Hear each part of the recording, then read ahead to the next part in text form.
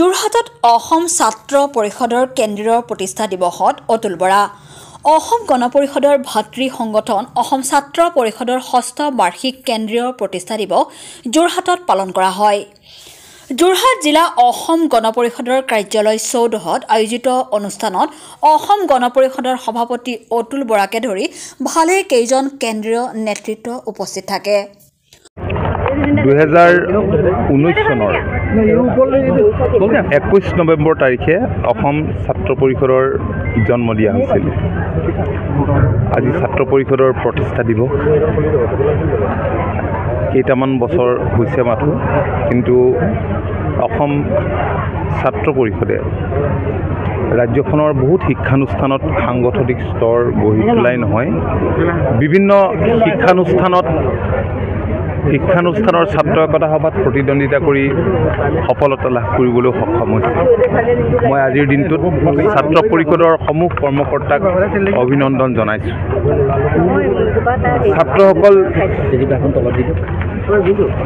আমাৰ দলৰ সাহস, এই ছাত্ৰসকল আমাৰ উদ্যম। তেওঁলোক মাত্ৰ কেইজনমান ছাত্ৰ ছাত্ৰীৰ সমষ্টি বুলি আমি গণ্য নকৰোঁ।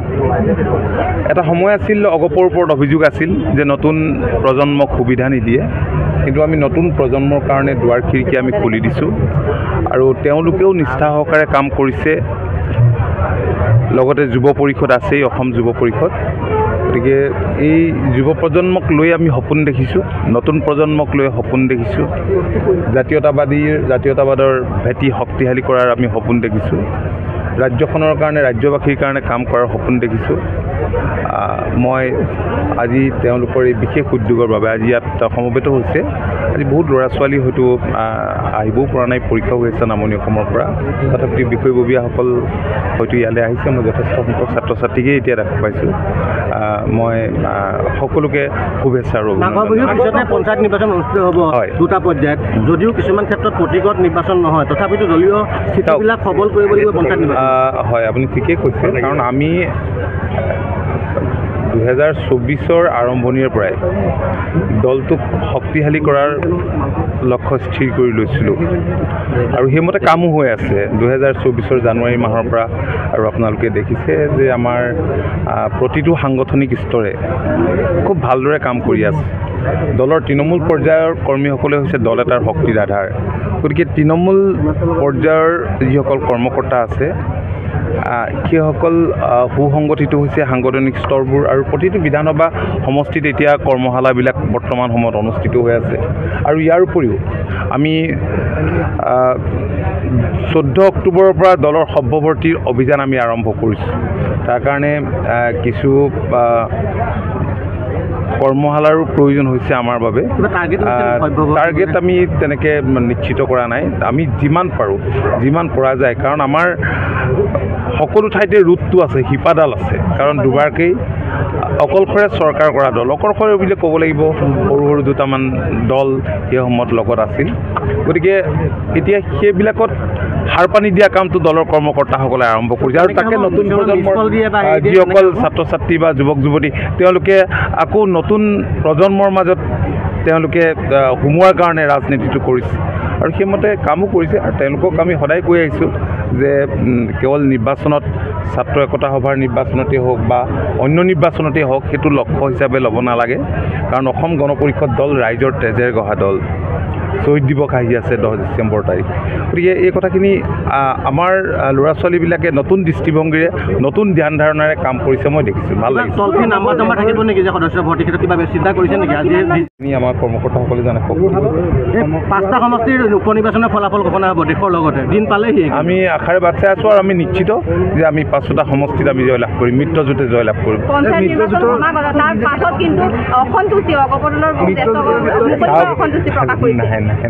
চাওক, ইমান এটা দল, আমাৰ দলত কোনো বিসম্বাদ নাই। অসন্তুষ্টিটো মুকলিকৈ কৰক, ভিতৰুৱাকৈ কৰক, এইটো আৰু তেনেকুৱাতো কোনো কথা নাই আপোনালোকে আপুনি মোক যেনেকৈ সুধি আছে মইতো কিবা এটা উত্তৰ দিবলগীয়া হয় আপোনালোকে সুধি পুছি যেনেকৈ নিউজ এটা কৰিব লাগে উলিয়াই লৈ কথাবিলাক কৈ থাকে ইয়াতে কোনো আমাৰ বিসম্বাদ নাই দল এইটো কোনো বিসম্বাদ নাই মই দৃঢ়তাৰে ক'ব পাৰোঁ অসম গণ পৰিষদ দলত বিসম্বাদ নাই দল ঐক্যবদ্ধ দল শৃংখলাবদ্ধ আৰু শৃংখলাবদ্ধতা ৰক্ষাৰ খাতিৰত আমি সকলোখিনি কৰি আছোঁ আমি কৰিম নাই তেনেকুৱা দলীয় সভাততো কথাবিলাক ওলাবই দলীয় সভাত কথা আজি ইয়াত মিটিঙত যিবিলাক কথা কয় ইয়াততো চব কথাই ক'ব নহয় খোলাকৈ তেওঁলোকে কি সুবিধা পাইছে কি অসুবিধা পাইছে আৰু তেনেধৰণৰ আজি কেৱল মিত্ৰতা বুলিয়েই নহয় দলৰ ভিতৰ চৰাত আজি এটা পৰিয়ালতে মতানৈক্য থাকে কথাৰ মিল থাকে বেলেগ বেলেগ চিন্তা থাকে ইয়াত কোনো অস্বাভাৱিকতা নাই আৰু মাননীয় মুখ্যমন্ত্ৰী ডক্টৰ হিমন্ত বিশ্ব শৰ্মা ডাঙৰীয়াই মিত্ৰতাটো সুদৃঢ় কৰিবৰ কাৰণে মিত্ৰতা সঠিকভাৱে আগবঢ়াই নিবৰ কাৰণে সজাগ আৰু সচেষ্ট আৰু সেইকাৰণে আজি